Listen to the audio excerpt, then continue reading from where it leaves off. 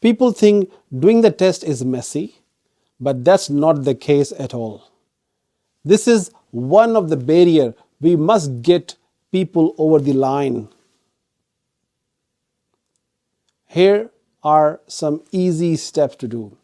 First, pee and then lay the paper liner inside the toilet bowl to catch your poo.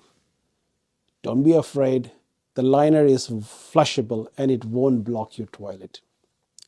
Grab the first testing tube, open it, and use the tiny stick to the scrape of a small sample, and it only needs to be the size of a grain of a rice.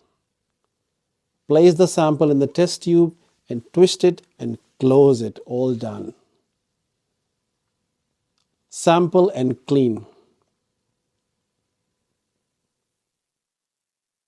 And there are some sticking point to the people that we need to work on. They need to store the first test sample in the fridge.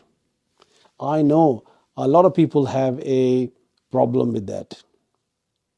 But you can 100% guarantee them that it's clean and is easy to do. That simple sample tubes are leak proof. Shake the test, and once they are sealed, they never smell. Plus, the bag that comes with the kit is so small and discreet, no one will see it in their fridge. And if all else fail, an esky is an alternative.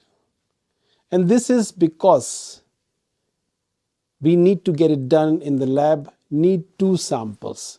And the samples need to stay cool as long as possible, so you can have a chat with them about that too. Finally, as soon as the second sample is done, get them sent. Remind them to put their samples and form into the prepaid envelope that comes with the kit.